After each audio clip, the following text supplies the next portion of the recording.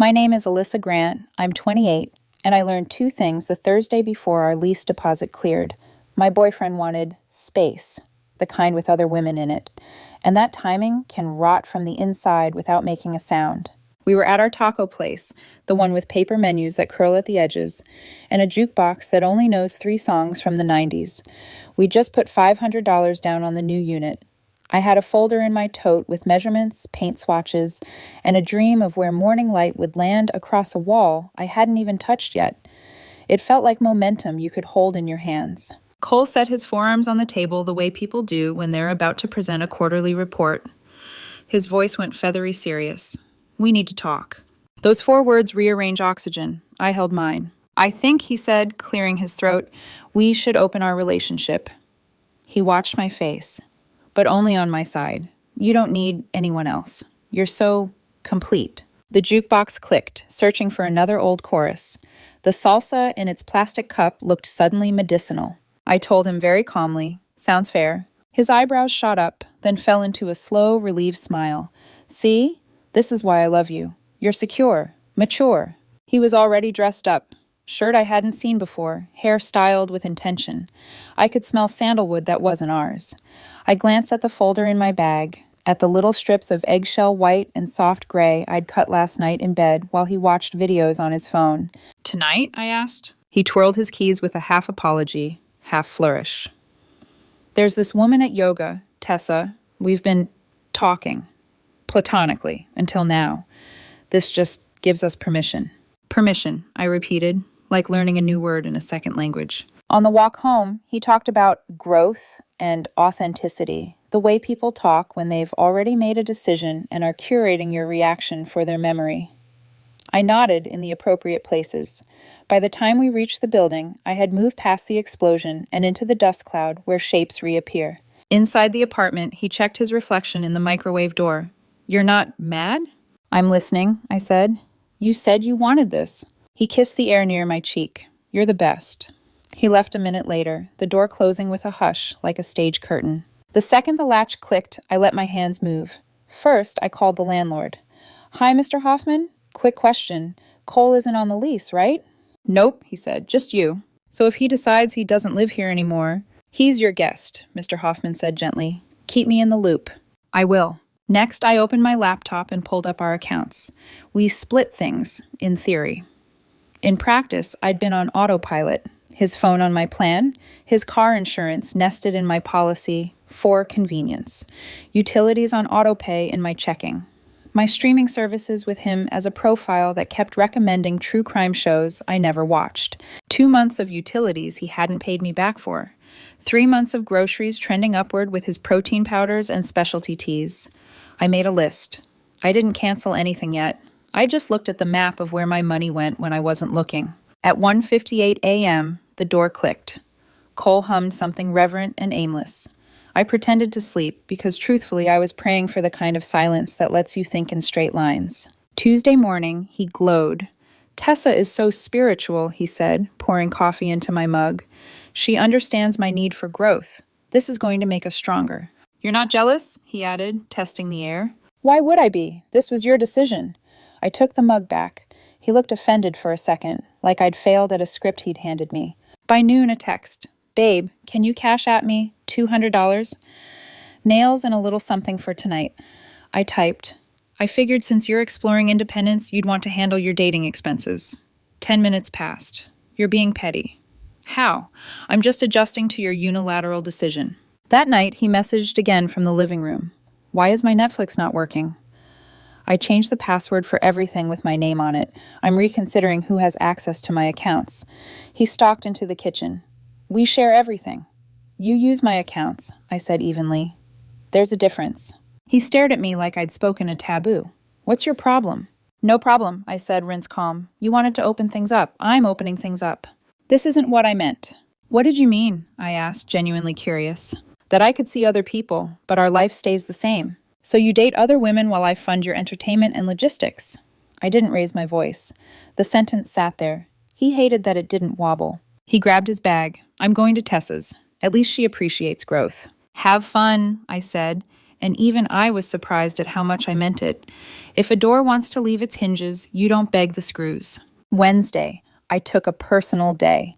I bought boxes and packing tape, the good kind that doesn't shriek. I folded his shirts carefully, paired his socks the way I always do, because chaos is contagious and I didn't want it in my hands. I labeled everything. Cole, bedroom. Cole, bathroom. Cole, misc. The sound of tape sealing cardboard is a straight line. At lunch, I called Mr. Hoffman back. Update, I said, he didn't come home last night. Do you want him out? He asked. Not yet. I want documentation. If he doesn't come back tonight, I'll assume he has a new address. Understood. At 2:07 a.m., the hallway light flickered under the door. Keys. A pause. The knob turned. Nothing. I watched the shadow under the door recede. He didn't knock. He texted instead. We need to talk. I didn't answer. I watched the dot bubble appear and disappear like little lungs. Thursday noon, a cascade of messages arrived from numbers I didn't recognize. Eleanor, his mother, left a voicemail thick with fury and perfume. You can't just throw my son out, young lady. The building security desk rang to report a woman insisting she was my mother-in-law. I'm not married, I told them. Please don't let her up. By afternoon, I got the footage from security. Cole trying his old key, then attempting the movie credit card trick at my lock. I filed a police report. No drama, just a record with a number that begins to stitch a boundary into paper. Thursday evening, I wrote a note in clear, careful print and taped it to a tower of boxes in the building's storage room. Cole, your things. You have 30 days to collect them. Call the manager to access storage. Alyssa. Then I changed the locks. Legal, Mr. Hoffman had confirmed. Logical, my bones had. I turned my phone off for the first time in a year. It felt like unplugging a lamp and realizing the room still has windows. I drove 2 hours north to Jenna's lake house, the road unwinding like a sentence I could finally finish. Jenna didn't ask for particulars. She just put a bowl of cherries on the porch table and let the water do the talking. Sometimes friendship is a room where no one narrates you. Night fell with cricket static. My body remembered how to unclench. In that dark, I felt the outline of something returning, dignity, maybe. Not the flashy kind, but the quiet seam that holds you together under everything else. By Saturday, I could look at the last 3 days without tasting metal. I drafted a list in my notebook. Lease, only me, documented. Accounts, passwords changed. Finances, audit complete, repayment ledger started. Property, his boxed, labeled, stored. Security, locks changed, report filed. Communications, off until Monday. On Sunday evening, the lake turned to glass. I could see my face in it, almost steady. I thought of the apartment and the strips of paint taped to that unpainted wall. I thought of the way Cole had said permission, like he was handing me a gift that was really an invoice. I decided that when I turned my phone back on, it would be because I had chosen the noise, not because the noise had chosen me. I slept. Deeply. Dreamlessly. When I woke before dawn, mist ribboned the water. Somewhere in the gray, a loon called, a clean, solitary note that didn't apologize for being singular. On Monday morning, I packed my bag, hugged Jenna, and headed home. At the stoplight before the highway, I powered up my phone. 79 missed calls, 134 texts, 21 emails. My screen brightened with a backlog of other people's emergencies. I took a breath. I wasn't an emergency. I was a person with a lease, a job, and a plan. I tapped open the first message to part 2. The first thing that hit me wasn't the number of messages. It was the tone. Some were pleading, others performative. Cole's texts came in waves. This is insane. You can't just throw me out. You changed the locks? Alyssa, I'm calling my lawyer. Then came a voice note, 45 seconds of theatrical sighing. You're overreacting. You're making it impossible to talk like adults. I'm just asking for honesty. The kind of honesty that starts with lying to yourself. By the time I reached my building, Mr. Hoffman had already texted. He came by twice this weekend, didn't get in. Security handled it. You're fine. Good. I wanted it all logged, every attempt, every intrusion. Documentation is how women survive the gray area between polite and protected. Then came the calls, from numbers I didn't recognize. Eleanor, his mother, led the charge. You had no right, she snapped. when I answered out of curiosity. You know he's struggling emotionally. Eleanor, I said quietly, he told me he wanted to date other women. That's not the point. It's exactly the point. She sputtered something about unfairness and forgiveness. I thanked her for her concern and hung up. That night, Cole's Instagram story bloomed like fungus. A black background, white text. When you outgrow someone, they call it betrayal. Then a quote card. Abusers love control. Freedom terrifies them. The irony almost knocked me off the couch. I didn't respond, not publicly, not yet. Instead, I made tea, sat cross-legged on the floor, and opened my laptop. I started building my own file, a quiet rebuttal, waiting in the wings. Every screenshot, every text, every date-stamped receipt. If Cole wanted to play the social martyr, he'd picked the wrong historian to spar with. 2 days later, a friend from work, Amelia, messaged me privately. Hey, random question. Your boyfriend's name isn't Cole Donovan, right? Was. Oh my God, you're not going to like this. Then she sent me screenshots from a Facebook post in our local community group, Cole claiming he'd been illegally evicted by an emotionally unstable ex. His comments were filled with performative sympathy and women offering him couches. One name caught my eye, Tessa, the yoga class woman, the spiritual one. She'd commented, "You can crash here anytime. You deserve peace." The post had 60 likes by the time I saw it. I let it sit there, collecting empathy like a donation jar. Then I uploaded my own post, carefully, factually, unemotionally. For context, Cole and I shared my apartment temporarily. He was not on the lease. Thursday, he informed me he wanted to open our relationship, but only on his side. Thursday night, he left for a date with another woman and did not return. Friday, his belongings were packed and placed in storage with 30-day access. Rent, utilities, and car insurance have been paid 100% by me for the past 6 months. This is not abuse, it's boundaries. I attached screenshots of our text exchange and the open relationship, only me message. I hit post, then muted the thread. It took 5 hours to spread. 300 shares. 8 ex-girlfriends reached out. 3 of them had eerily similar stories. Promised exclusivity, then blindsided by openness. Left covering bills. Publicly painted as unstable afterward. We made a group chat. Someone joked, "Welcome to the Cole Survivor Society."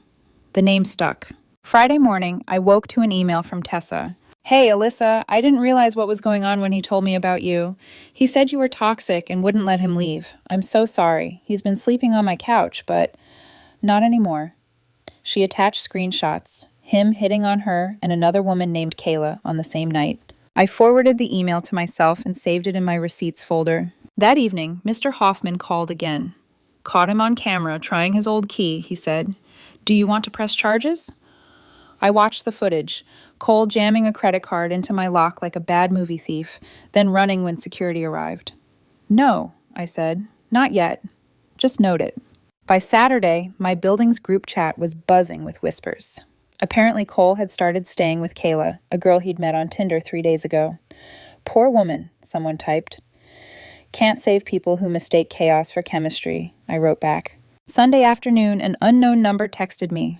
"You think you've won? You'll regret this. I'm getting legal help." No name, but the punctuation, aggressive and panicked, was pure Cole. Monday morning, I woke to an envelope taped to my door. Small claims court filing notice.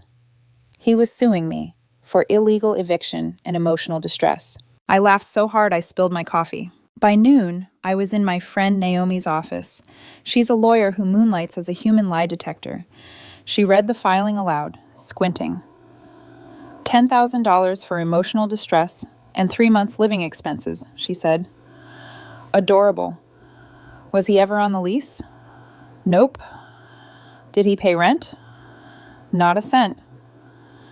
Any written proof he called it temporary? I opened my phone, showed her a text. "Thanks again for letting me stay while I figure out my own place." Dated 2 months earlier. Naomi leaned back. "Then this'll be dismissed before lunch, but we can have fun with it." Fun. Counterclaim. Attempted break-in. Defamation. Unpaid shared costs. You'll win on paper and principle. That night, I ordered takeout for one, poured wine into a mug, and exhaled for what felt like the first time all week. I looked at my laptop, our old photos lined up like evidence of an illusion, and deleted them, one folder at a time. Then I opened Instagram. Cole had posted another cryptic story. When she weaponizes independence, she's really afraid of abandonment. The comments were full of pseudo-spiritual support. I didn't reply, but I noticed something new. Someone had tagged at Tessa.yoga under his post and written, "Girl, isn't this your couch?" I smiled, then I turned off my screen and let the quiet stretch. He wanted a wide-open life. He got it. Just not the way he imagined. Part 3. By Wednesday morning, the story had spread beyond our city. Someone had reposted my timeline thread on Reddit under "our Saish relationship gone wrong." The comments were half shock, half slow clapping. By lunchtime, people were sharing it like a cautionary tale. Meanwhile, Cole doubled down. He filmed a TikTok in his car, eyes red, voice trembling with self-pity. "Men can be victims too," he said. "I just wanted honesty, and she destroyed me." I watched it once, then again, more amused than angry. The acting was almost convincing. Almost. That afternoon, Naomi called. "Court date's set for next Tuesday. Bring your documentation. We'll end this quick." I asked if I should be nervous. She laughed. "He's representing himself, Alyssa. You'll be fine." The rest of the week was a carousel of calls from numbers I didn't save. Eleanor, again. "Do you know what this is doing to his reputation? He's humiliated." "Then maybe he shouldn't have filmed a public monologue," I said. "You're heartless." "No," I corrected. "I'm consistent." Friday morning, I woke to a familiar ping, an email from Kayla, the Tinder woman. "He told me you cheated on him and kicked him out. He's been here for a week and hasn't left my couch. Now he's messaging other girls. I think he's actually homeless." Attached. Screenshots of their DMs, timestamps overlapping with messages to me and to Tessa. Pattern confirmed. Kayla's last line hit me like a final puzzle piece snapping into place. "He said you were controlling because you wouldn't pay for his gas money." That night I printed everything. Screenshots, texts, timestamps, bank statements. Each sheet felt like an exorcism.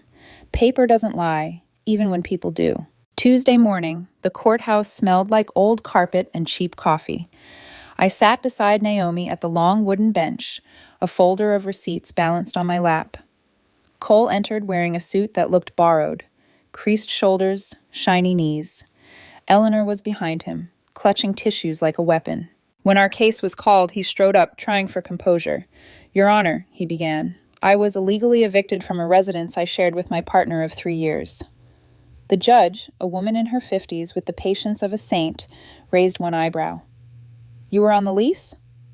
"No, but I contributed in other ways. Emotionally, spiritually." "Financially?" He hesitated. "That's not the point." The judge scribbled something. "It is the point, Mr. Donovan." Naomi stood, calm and surgical. "Your Honor, my client was the sole leaseholder and paid all rent, utilities, and expenses. Mr. Donovan left voluntarily after announcing his intention to pursue other partners. We have written proof." She handed over the folder. The judge flipped through the text, the Venmo requests, the "open relationship only for me" message. Her mouth twitched once, half amusement, half disbelief. "Mr. Donovan," she said finally, "you left to stay with another woman. You were not a tenant. Your ex-partner had every right to change her locks." Eleanor leapt up. "She manipulated him." The judge's voice sharpened. "Ma'am, sit down or I'll have you removed." Cole's composure cracked.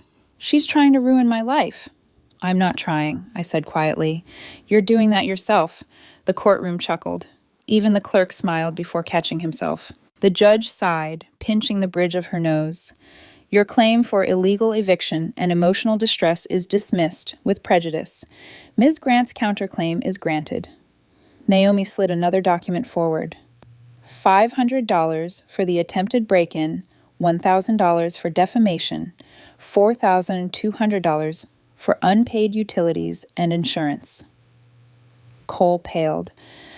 "I don't have that kind of money." "Then I suggest you find employment," the judge said dryly. Eleanor's voice rose, shrill with disbelief. "This is unfair. He's the victim." "Ma'am," the judge said, Your son wanted an open relationship. He got one. Case closed. The gavel hit wood. That sound, final, resonant, felt like a clean exhale after months of holding breath. Outside the courthouse, Cole caught up to me. "I loved you," he said, voice trembling, eyes glossy with self-performance. "How could you do this to me?" I turned to face him. "You did this to yourself, Cole. You wanted an open door. You just didn't expect to find yourself outside of it." "I didn't mean it like that," he whispered. "Then maybe next time, say what you mean before you start shopping for new partners." Eleanor stormed up, finger pointed. "You ruined his life." "No," I said softly. "I just stopped financing it."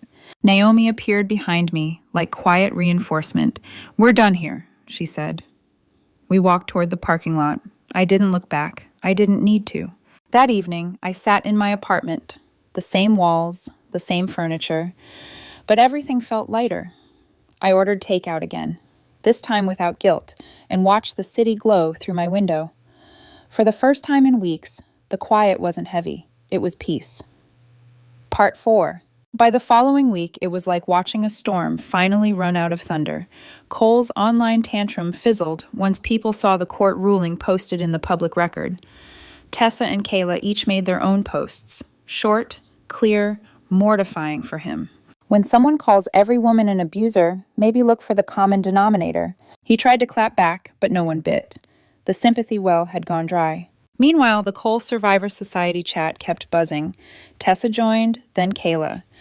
Someone made a meme of his yoga pose captioned, "Balancing between accountability and delusion." I laughed, really laughed, for the first time in months. The group wasn't mean-spirited, just healing. We compared notes, connected dots, and reclaimed our own versions of events. Every story lined up like beads on the same string. Same charm, same lies, same end. Naomi said, "That's the beauty of documentation. Truth stacks up eventually." A week later, I got an email from Eleanor. Curt, brittle politeness, barely masking resentment. "For your information, I paid his judgment amount. I hope you're satisfied." I typed back, "Thank you for closing the account. Wishing you peace." Then hit send. No sarcasm, no gloating, just clean closure. A few days later, I went rock climbing again for the first time since the breakup. My friend group had missed me. I'd missed the rhythm of breath and gravity. At the gym, I met Rebecca. Steady voice, chalk-streaked hands, easy smile. We talked between climbs, nothing flirty, just grounded. When she said, "Want to grab coffee after this?" I didn't hear potential danger. I just heard normal, human, equal. We sat at a corner table, steam curling between us, and for once I didn't tell my story in defensive shorthand. I said it simply. He wanted to open our relationship just for him. I said okay, then closed every door he thought he owned. Rebecca grinned. Poetic justice. Legal justice, technically. We both laughed. That night, I walked home under city lights that looked newly honest. The air smelled like rain, not panic. 2 weeks passed. My phone stayed quiet until it didn't, an unknown number again. I almost ignored it, but curiosity won. "Alyssa, it's me. I'm sorry. I just wanted to feel desired and special. Can we talk?" For a second, muscle memory reached for softness. Then reality reasserted itself. I typed slowly, deliberately. "You wanted an open relationship where only you could see other people. That's not self-discovery. That's narcissism. Please don't contact me again." He replied within minutes. "You're really going to throw away 3 years? You threw them away when you decided I should fund your dating life. Goodbye." Then I blocked the number, again. A week later, Tessa sent a screenshot to the group chat, Cole's dating profile on a new app. Bio line, recovering from a toxic ex who couldn't handle real freedom. Kayla replied with a string of laughing emojis. Rebecca, who'd joined the chat now that she'd heard the saga, typed, "Poor next girl." And just like that, the tension dissolved into laughter. Sometimes at night, I still think about that Thursday, the one before the deposit cleared, when I believed stability was a shared project. But now I know better. Stability isn't something you split. It's something you build alone until someone proves they can hold it with you. I look around my apartment, the one that's fully mine. There's a new sofa against the window wall, low enough to make the space look bigger, just like I'd planned months ago. The morning light lands perfectly across it, turning the fabric gold. I don't post about it. I don't need to. Peace doesn't need an audience. I sip my coffee and smile. Sometimes the best kind of closure isn't dramatic. It's administrative. Locks changed, names removed, passwords updated, lessons learned. Cole wanted an open relationship. He got one, wide open, all the way out the door. And me? I got something better. Silence that feels like freedom, not punishment.